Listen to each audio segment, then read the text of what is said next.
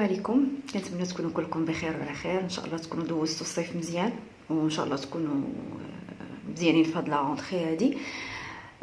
اسمحوا لي على التعطال وعلى الغيبه.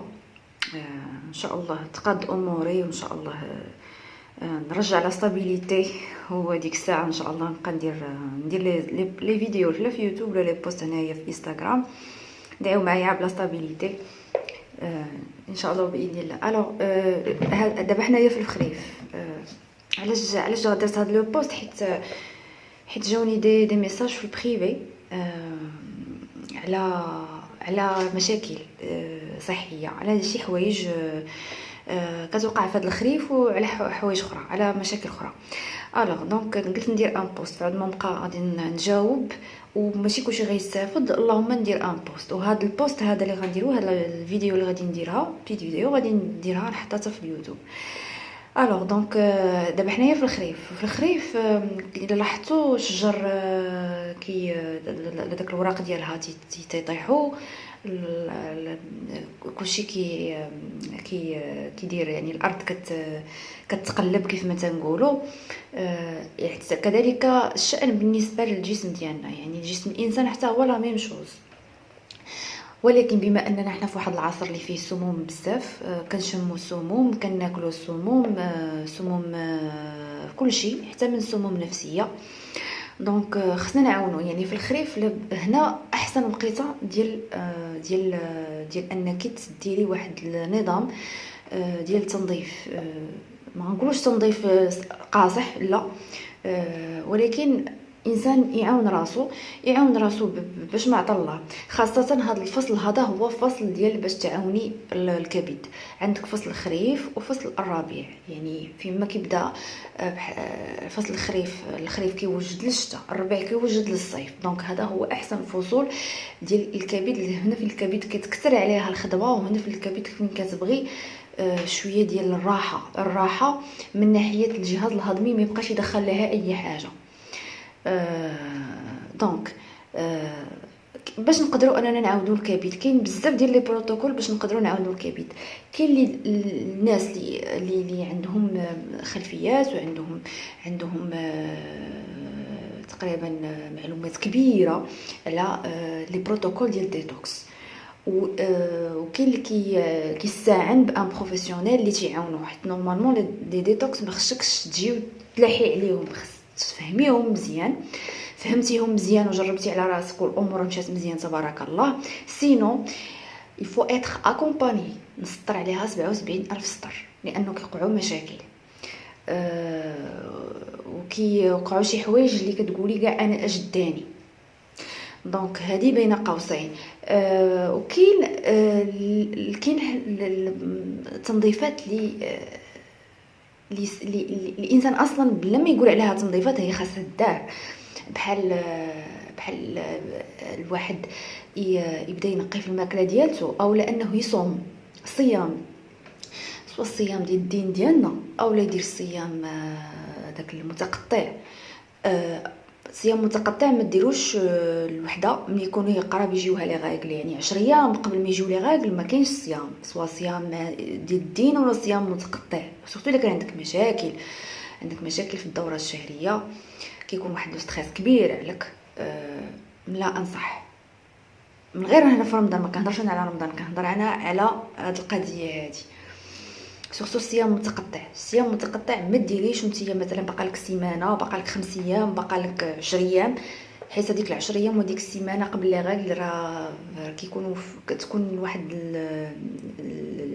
المراه كتكون في واحد الحاله نفسيه، في واحد الحاله جسديه اللي خاصه كل وحده كيفاش كدوز عليها. دونك هذه من جهه. اولا نديروا المونوديات ان شاء الله مازال غنهضر عليها. انا بيرسونيلمون نفعني بزاف مونوديات كنديرها من شحال هذه. ان شاء الله دوك نوريكم اشنو كيتكال فيها واشنو كيدار فيها. هو كدارها فقط لمده يوم او على الاكثر 3 ايام على حسب. كيف ما قلت لكم، الواحد ينقي شويه من الماكله ديالته، يبدا يدخل هذاك الشيء اللي الكبد كترتاح عليه. يعني يدخل الفجل، يدخل البومبلوموس، يكثر من زيت العود، يدير لي صالات فيهم خل تفاح، البطاطا حلوه، دوك لي شو دو بروكسل، يبخرهم كلوهم. وما تقولوش ليا ثاني هذوك الغده الدرقيه اللي انا فيه الغده الدرقيه ممنوع عليا، انا ما غاديش تاكليهم شاك جو، غتنوعي وغتبخريهم، غطيبيهم مزيان الهوا ولا البروكولي، راه ملي كيطيبوا مزيان هذيك الماده اللي كتمنع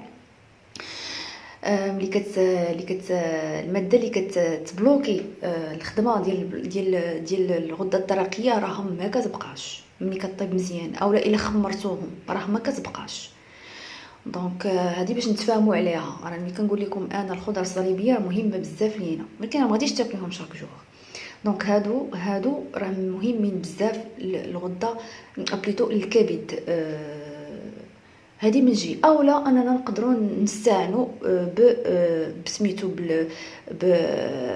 مثلا دي كومبليمون اليمونتير اللي غادي يعاوننا، دي كومبليمون اليمونتير اولا لا فيتوثيرابي. مثلا لا فيتوثيرابي كاين بزاف ديال لي سميتو لي دوك لي بريباراسيون اللي كيديروا واحد التنظيف ما كتحسيش به، اللي هو لطيف كما تنقولوا، حنين بالدارجه، وكيكون فعال. مالوغوزمون ما كاينش هنا في المغرب، مع الاسف ما كاينش هنا في المغرب، كاينين في برا، كاين في فرنسا، في فرنسا سورتو كاين داكشي زوين. نقدروا ناخذوا مثلا الكلوروفيل، ولكن ماشي اي ماركه. كاين عندي انا واحد لا مارك كاينه نيت، كانت في اي هيرب منعوها في اي هيرب، كاينه دابا في امازون. الكلوروفيل نقدر ناخذوها سيمانه، نديروا ايطو ديال الماء ونديروا تقريبا 30 نقطه من هذا الكلوروفيل. الا كنتم زعما فوزيت انتريسي نقول لكم شنو من هذا النوع ديال الكلوروفيل. وحتى هادوك لي زوتر بريباراسيون ديال لا فيتوثيرابي ديال لا جيموثيرابي كاع بالتحديد، اللي مزيانين التنظيف ديال الكبد. ما كيديرش لك غير التنظيف ديال الكبد، تنظيف ديال كاع لي زيمونكطوار، يعني كاع مصاريف الاخراج. الكبد من بين اهم مصرف من مصاريف الاخراج اللي كاينه في الجسم ديالنا. الا كان الكبد مزيان كلشي مزيان، يعني الهرمونات مزيانه، سميتو الجهاز الليمفاوي مزيان، الشعر مزيان، الوجه مزيان، كلشي مزيان. ولكن قبل ما نديرو هاد سميتو نديرو هاد التنظيف ديال الكبد، كنديرو تنظيف ديال الامعاء. تنظيف ديال الامعاء كما قلت لكم، نقصوا مثلا من الاخباز، الخبز نقصوا منه اولا حيدوه مثلا، يعني بوغ ان سيغتان طون، تقريبا واحد يومين 3 ايام ولا سيمانه غنبدا نقص. كل مره نحيد هذه خايبه، انا عارفه خايبه غنحيدها، ومن بعدها ندير واحد التنظيف فيه سوا بسنه حرام. الا كانت كدير لكم صراح سنه حرام كاين اللي كدير ليه الوجع، نقدروا نديروا الملح انجليزي تقريبا واحد 2 معالق صغار. ملح انجليزي ما يكون مخلط حتى شي حاجه، 2 معالق صغار في كاس ديال الماء يكون دافي الصباح على الريق. نديروها تقريبا سيمانه وغادي تشوفوا العجب اللي غيخرج منكم. او نقدر ندير البرقوق، حنا ما عندناش الملح انجليزي، ما عندناش منين نجيبوه، غنديروا البرقوق غادي نشدو واحد 2 ولا 3 ولا حتى لكاع 4 البرقوقات، وغادي نرقدها في الليل في الماء ليله كامله. نحيد ليها هذاك العظم ديالها ونعصرها الصباح، نسدها نحيد لها العظم نعصرها في الماء، ونزيد عليها زيت العود او نعصرها في عصير الليمون. ندير عصير الليمون الا ما كانش كيضركم، وندير عليها واحد 3 المعالق كبار ديال زيت العود نشربها على الريق. غدير واحد الكميه تشربي على الريق. وهذاك النهار حاولي ما امكن ما تاكلي حتى شي حاجه فيها الخبز، واخا تقولوا لي خبز بخميره بلديه ما تاكلي لا خبز بخميره بلديه لا حتى شي حاجه. هذاك النهار ديري عصير الخيزو عارفينه بانه مهم بزاف للكبد. الخيزو من بين الحوايج اللي كتعاون الكبد وكتعاون سورتو حنا المشكل اللي عندنا ليكسي ديال الاستروجين، يعني داك ليكسي ديال الاستروجين داك الزياده ديال الاستروجين كتفرغو كتلوحو كتعاون الكبده. دونك كما قلت لكم انا هذاك البرقوق غادي نعصرو وغنشرب واحد الكاس على الريق ونفطر. تفوت ثاني واحد 2 3 السوايع ونشرب ثاني واحد الكاس، وعاوتاني من بعد الغداء بواحد ساعه ولا ساعتين نشرب ثاني كاس، ونشوف كل واحد على حسب امتى غادي يكون عنده الاخراج. هذه من بين الحوايج اللي طبيعيه ومزيانه بزاف. اولا الا كان عندك اللاكساتيف طبيعي ممكن انك تاخديه. كما قلت لكم هذاك النهار اعتمدوا على الشوربه ديال الخضره، اعتمدوا على عصائر. الا ما كنتيش كتبغي العصائر ديري على شربة الخضره، حسوه هذا. خلي الجهاز الهضمي يرتاح باش يلاه يوجد راسو انه راه خصو يخرج.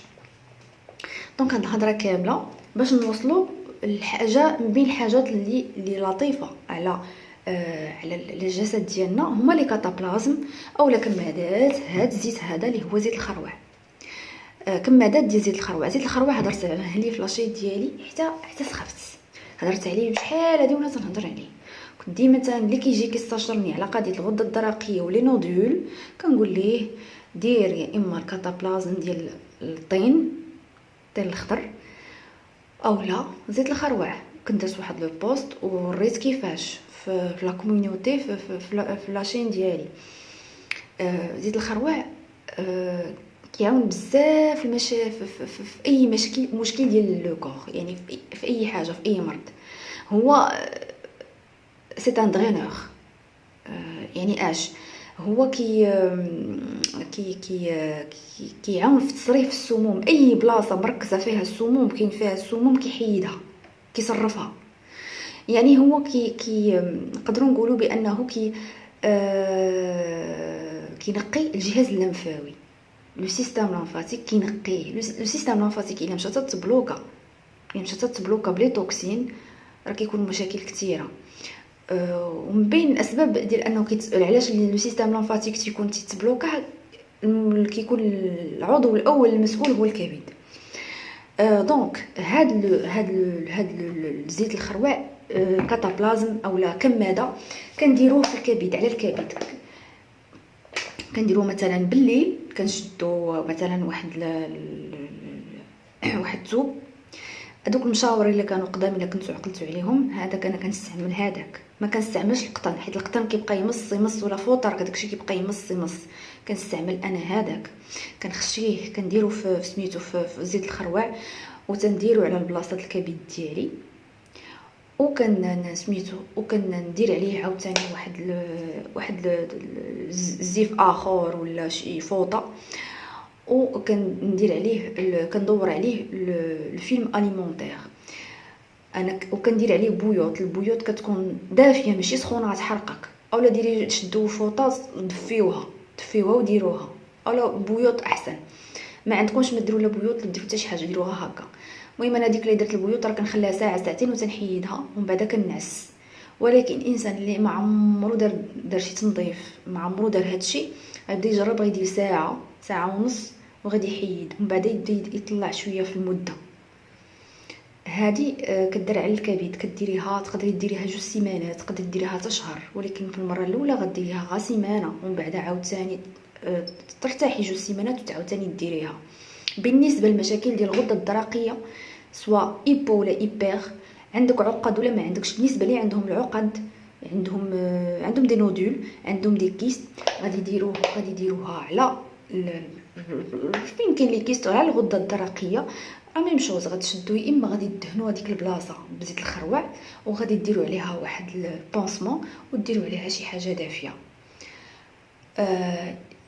ولكن الغده الدرقيه كنديروا عليها وكنديروا او ميم طون تاع على الكبد، ولا بدا الغده الدرقيه اللي بالكبد واللي حتى بالكلاوي بجوج، ولكن كنديروا على الكبد سورتو.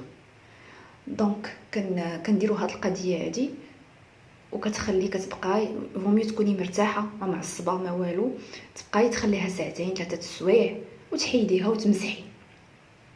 كاينين دابا هادوك الكمادات واجدين كيتباعوا، هما اللي كتديري فيهم زيت الخروع. دوك نوريكم التصاور ديالهم. هاد زيت الخروع هذا كيسميوه في الامريك لاتين وتسميوه واقيلا حتى في اوروب يد المسيح، يعني تالمو مقدسه عندهم، يعني بحال قلت الزيت الشافيه. هاد المعلومات انا ديالي اللي عندي على زيت الخروع، عندي 2 كتوبه ديال زيت الخروع كنت شريتهم ملي كنت مريضه تقريبا في 2017 كنت خديتهم. ماشي 2017 2016 كنت خديتهم. ومن بعدها كنت شفت دي فيديو، كنت عندي الكتاب ديال لا ناتوروبات سيليبر ايرين غروجون، حتى هي استفدت منها بزاف وهي كتعتمد بزاف على زيت الخروع. زيت الخروع ممكن انه تشرب، هو اصلا كيتشرب انايا كنشربو، نتوما كتشوفوا شحال بقى ليا، هانتوما كتشوفوا شحال بقى ليا، بقاش ليا بزاف. انا كنستعملو بزاف، كناخد ديال امازون. بالمناسبه زيت الخروع خصكم تاخذوا شي حاجه بيولوجيك، شي حاجه اللي معصوره على البارد، اون بون كاليتي، ما تكونش مخلطه. انا ملي ما كانش مشكل ديال لادوان كنت كناخذ واحد النوع خاص في الاي هيرب، من بعدها وليت كنستعمل امازون. امازون انا مرتاحه عليه ودايراه وسميتو وثقه فيه، وما عمرو دار ليا شي مشكل. ما تمشي تقولي غنمشي عند داك العطار وغادي نقول ليه الخروع ها انت عصروا ليا، لا ما تستعمليش هذاك، استعمليه لشعرك وهذا، ولكن باش تشربيه او لانك ديري كاتابلازم لا، ما نصالحش. انا اول زيت شربته كان زيت الخروع الكحل الجامايكي، هو اول واحد شربته. وبالنسبه لهاد البلاد هذه جامايكا راه عندهم دستور في بلادهم، دستور صحي، انهم قبل من اي دخول مدرسي راه كيديروا سيمانه ديال تطهير الامعاء بالزيت الخروع، وما كيبقاو ياكلوا لا اللحم لا حتى شي حاجه. سيمانه كامله هما نباتيين، هما كياخذوا زيت الخروع حتى كينظفوا الامعاء ديال وليداتهم ولا حتى ليهم همايا. دونك كيف ما قلت لكم راه زيت الخروع كيتشرب، كيدار كتسمى بورج دو ويل دو غيسان. كاين عنده واحد البروتوكول خاص كيتخلط مع البومبلوموس، مع عصير ديال البومبلوموس ولا عصير الليمون، وكتحبس الماكله مع 12 ديال النهار كتحبس. وقبل كتكوني نباتيه 100%، كتحبس الماكله مع 12 النهار وكتشربي هذا زيت الخروع هذا على حسب الوزن ديالك مع البومبلوموس، وكترتاحي. وكيبدا ديك الساعه كتبدا على حسب كل واحد ماش كيبدا الاخراج ديالو. دونك مزيان هاد زيت الخروع ديريها كاتابلازم حتى بالنسبه للوليدات دابا 6 سنين 7 سنين، حتى اللي باقيين صغار، ديروا ليهم واحد شويه فداك السره ديالتهم، وتحت من السره كدهنيه، او ميم طون تديري تاني شي حاجه باش ما يطاشيوش ليك الفراش ولا الحوايج ديالهم، وتديري واحد الفوطه وتتخليهم واحد ساعه ساعتين. الا كانوا مزكمين، الا كان عندهم الرواح مرض وهذا مزيان ليهم. الا ما بغيتوش تشربوه، انا انسان ما يجيش يشربوه حيت شويه قاصح. كيف ما قلت لكم خاص واحد البروتوكول خاص، وخاص الانسان يدوا اتر اكومباني. كاين اللي كيشري ديال الخروع وكيجمدوا في هذاك ديال الدواء، كيديروا في الثلاجه 2 سيمانات حتى كيجمد وكيشرب. هذا بروتوكول خاص لمحاربه الطفيليات، كيتجمد كيتشرب واحد يعني كونتيتي شويه قاصحه، كيتشرب مع ادويه خاصه للطفيليات وللديدان. هذا الموضوع بوحدو، هذا الموضوع قاصح شي شويه، ماشي اي واحد يجي ويدير. كيف ما قلت لكم خص واحد يكون اكومباني. دونك نرجعوا الكمادات. احسن حاجه ديروا كمادات. قلت لكم كمادات كيداروا زعما ما بغيتوش تشربوا بالنسبه باش يلا تفرغوا الامعاء، كديري غا كاتابلازم على كرش كامله وتركزي على تحت من السره لتحت، وتديري كيف ما شرحت لكم تديروا واحد البويوط سخيخه وسميتو، ومن بعدها واحد ما عاد شحال كتحسب كل واحد على حسب 2 3 سوايع، كاين اللي 8 سوايع عاد كيكون الاخراج. وكيدار هاد الكاتابلازم ديال زيت الخروع كيدار على اي حاجه، مثلا على البلاصه فين مضروره، مثلا ضرك الركبه، حيت هو كيحارب اي بلاصه فيها لاسيدوزيتي، اي بلاصه فيها سموم، فيها شي حاجه كيمشي تما كيحاربها. يعني كيدير واحد التطهير، كيدير واحد ان دريناج، كيدير واحد لو فيدانج. عاوتاني ممكن يدار على الاورام، كيدار على لي كيست، الاورام ديال المبيض. مهم عنده استعمالات عديده. وكيف ما قلت لكم انا المعلومات ديالي خديتها من 2 كتب. كتاب ديال واحد ما نقولش ان ميدسان ولا هذا، كان واحد ان شيرشور، ماشي تاع ان شيرشور، مهم نسيت على السميه ديالته، واحد الامريكان. كان كتب واحد الكتاب اللي زوين بزاف، وهضر بزاف على زيت الخروع بزاف. عنده 2 كتب، وكاينه الكتاب ديال كيما قلت لكم ايغان غروجون، وكاين كتاب اخر عاوتاني ديال واحد ناتيوروبات ديال ويل دو غيسان، شي كامل قديم. المهم انا هادشي كامل خديته من هاد الكتب هادي. و هادشي اللي كاين. ما كاينش عندي شي معلومه اخرى خاصني نضيفها حيت كنفكر. كنتمنى انكم تكونوا استفدتوا من هاد الفيديو هادي، لانها مهمه، ومهم هاد الفصل هذا تعاونوا روسكم. و الا كان شي حاجه بغيتوني نزيدها ولا بغيتوني نوريكم هاد لي كومبليمون اليمونتير اللي هضرت عليهم، ولا لي بريباراسيون سورتو ديال لا فيتوثيرابي، كتبوا ليا وغادي ندير بوست نهضر على كل واحد. كاين واحد سميتو واحد لا بريباراسيون لا فيتوثيرابي كيديروا فيها الغومارا، حيت الغومارا معروف انه مزيان للكبد، ولكن ما يمصلحش انك تاخذيه بوحدو حيت صعيب للكبد، خصوصا الا كان الكبد فاتيغي عندك فيه امراض.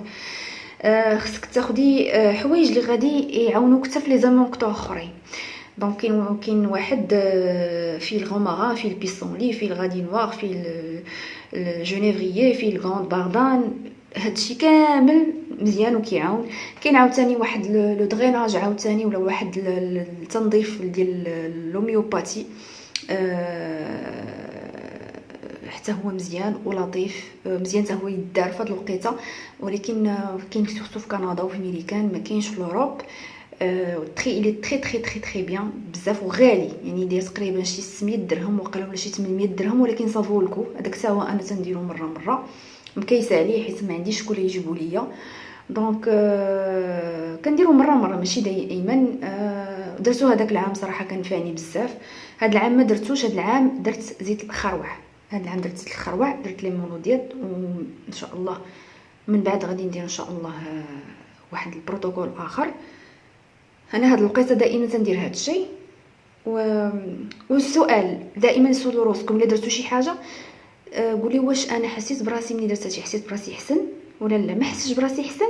دونك كاين شي اخطاء اولا هاد الحاجه ما نفعتنيش، صافي قلب على شنو راه غادي يزيد يقدر ينفعني. هذا هو السؤال. انا الا كنشوف النشاط ديالي كيفاش ولا، النعاس ديالي، العينين ديالي واش كاين تحسن، الاخراج واش كاين تحسن، فهمتي بزاف د الحوايج اللي كنبقى ندير تقييم. الا ما كانش مزيان صافي، اما كنشوف واش درت شي اخطاء، الا ما درتش اخطاء كنقول هذه راه ما نفعتنيش، كنشوف شي حاجه اخرى. دائما نتوما سيروا بحال هكايا. 22 دقيقه ما خصنيش مازال نزيد نطول. كنتمنى يكون هادشي استفدتوا منه، وشكرا لكم بزاف والله يرحم الوالدين على كل واحد دعا معايا. والسلام عليكم.